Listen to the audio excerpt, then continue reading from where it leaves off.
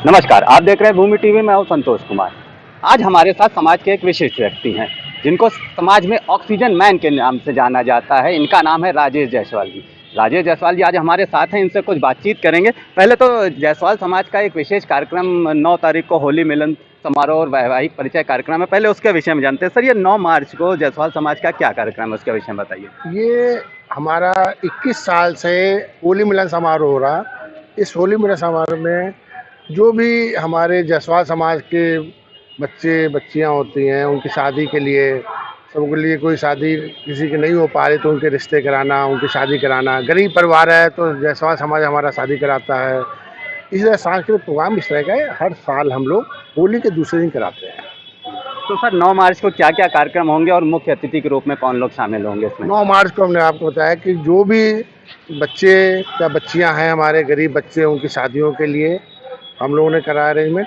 सांस्कृतिक प्रोग्राम करेंगे और जो मुख्य अतिथि की बात करें उसमें हमारे उप मुख्यमंत्री ब्रजेश पाठक जी और उप मुख्यमंत्री पूर्व दिनेश शर्मा जी उसमें आ रहे हैं। सर, अब हम आपसे कुछ पर्सनल चीज़ें जानना चाहेंगे। आपने कोरोना काल में लोगों की बहुत मदद करी, ऑक्सीजन सप्लाई की, जब यहाँ पे ऑक्सीजन की काफ़ी किल्लत हुआ करती थी। तो उस समय किस तरह से सर ये काम हुआ और कितनी मेहनत करनी पड़ी आपको? सर, जहाँ तक कोरोना में मेहनत करने की बात है, मुझे लगता है कि ये सब ऊपर वाला अपने आप कराता है। उस समय एक बस मन में यही लगा कि हमको अपनों के बीच में जाकर कुछ ना कुछ लोगों के लिए करना चाहिए, क्योंकि उस समय मुझे लग रहा था कि एक ऑक्सीजन गैस उस समय उसके एक एक सिलेंडर के लिए लोगों की जान बचाई जा सकती है। और जहाँ तक मुझे लगता है कि लखनऊ में चूँकि हमारी अपनी फैक्ट्री है जिसमें हम 2700 सिलेंडर रोज़ बनाते हैं। इसे गोरखपुर में भी फैक्ट्री है हमारी, वहाँ पे 18-17 सिलेंडर हम बनाते हैं ऑक्सीजन गैस के। तो लगा कि यदि फैक्ट्री में 24 घंटे बैठ जाएंगे तो हो सकता है कि हमारी वजह से कुछ लोगों की जान बच सके।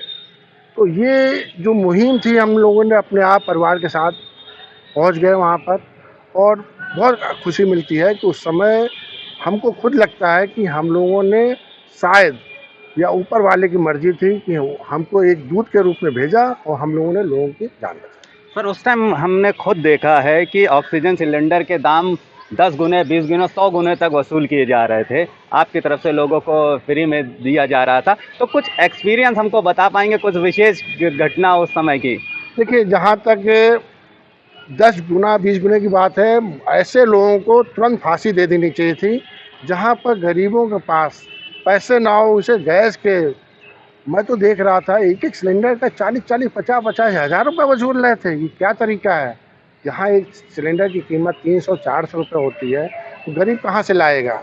बहुत से लोग इस वजह से शायद हमको छोड़ के चले गए इस दुनिया से।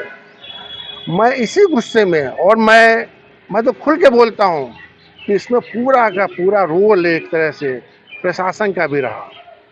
मैं उसी गुस्से में आकर के मैंने पूरे प्रशासन के अगेंस्ट में हाई कोर्ट चला गया, और सिर्फ इसलिए कि यदि प्रशासन चाहता तो शायद हम लोग और लोगों की जान बचा लेते। प्रशासन ही हमारे गैस को लेकर के, छीन करके ले जा करके लोगों को उल्टे सीधे रेटों पे बेचने का काम करने लगा, जिसकी वजह से मुझे मजबूर होकर के इन सब का अगेंस्ट में कोर्ट में जाना पड़ा। सर, कोर्ट आप चले गए हैं ऑक्सीजन की कालाबाजारी को लेकर। क्या कुछ अभी तक कोर्ट में चल रहा है और कब तक इस पे कुछ ठोस निर्णय आने की संभावना है? मैं बता दूं कि कोर्ट में मैं गया जब हाई कोर्ट में, उसके बाद से मेरे ऊपर बहुत दबाव बनाया गया। तो इसमें एक बहुत बड़ा नाम है अवनीश अवस्थी जी। मैंने उनको भी कोर्ट में पार्टी बनाया है। वो रहे हो गए, कमिश्नर हो गए, मैंने सबको पार्टी बनाया। तो सब लोग मिल करके एक तरह से उस समय पैसे की कालाबाजारी कर रहे थे, सिर्फ गैस को उल्टे सीधे कामों में छीन छीन के लोगों को बेच रहे थे। आज उसकी वजह से इन लोगों ने मेरे पर दबाव भी बहुत बार बनाया, कई बार दबाव बनाया, लेकिन मुझे लगता है कि उसके दबाव से मेरे पर कोई फर्क नहीं पड़ेगा। तो यदि मैं सही हूँ, मैं सत्य की राह पे चल रहा हूँ, तो इनको सजा आज नहीं तो कल जरूर मिलेगी। सर, आपने बहुत से गरीब लोगों की ऑक्सीजन देकर मदद की होगी, कुछ ना कुछ भावपूर्ण क्षण हुआ होगा। हम एक कोई किस्सा आपसे जानना चाहेंगे उसका। मैं आपको बताऊँ, मैं एक दिन लखनऊ में अपनी फैक्ट्री में लगभग 2 बजा हुआ था रात के। हमारे पास से आगरा से डिस्ट्रिक्ट मजिस्ट्रेट का फ़ोन आता है। सिद्दीकी जी थे, उन्होंने मुझे नाम बताया कि मैं सिद्दीकी बोल रहा हूँ, मैं यहाँ पर हूँ। उन्होंने कहा जब फ़ोन किया, बोले जायसवाल जी आप बोल रहे हैं? मैंने कहा हाँ बोल रहे हैं। बोले बेटा मेरी वाइफ लखनऊ में है, वो ख़त्म हो गई ऑक्सीजन गैस की वजह से। मेरा बेटा शारजाह में रहता है, वो उनको देखने आया था, उसको भी कोरोना हो गया है, उसको कहीं सिलेंडर नहीं मिल पा रहा है, किसी तरह से उसको एक सिलेंडर दे करके उसकी जान बचवा दीजिए। मैंने कहा नहीं आप भेजिए, किसी जितनी जल्दी हो सके किसी भेजिए, मैं यहाँ सिलेंडर देता हूँ। उन्होंने अपने भाई को भेजा, मैंने तुरंत व्यवस्था करी, 2 सिलेंडर उनको दिए। फिर 4 घंटे बाद आ गए उनकी गाड़ी की, भैया 2 और चाहिए। और मुझे बहुत खुशी मिलती है कि आज मैंने उनकी जान बचा लिया। उसके बाद वो आए, बहुत सी गिफ्ट लेके आए। हमने नहीं, मुझे चाहिए कुछ नहीं। यदि आपको वाकई लगता है कि मैंने ऐसा कुछ करा तो आप भी इसी तरह से किसी 2 लोगों की जान बचाने के लिए हर तरह से लग जाए। धन्यवाद सर।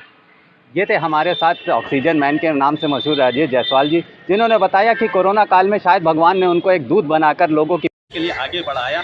उनका कहना है कि उन्होंने कुछ नहीं किया, केवल भगवान ने उनको रास्ता दिखाया और मेहनत करने की प्रेरणा दी, जिससे वो कई लोगों की जान ऑक्सीजन देकर बचा सके। वीडियो जर्नलिस्ट अखिलेश सिंह के साथ संतोष कुमार, भूमि टीवी, लखनऊ।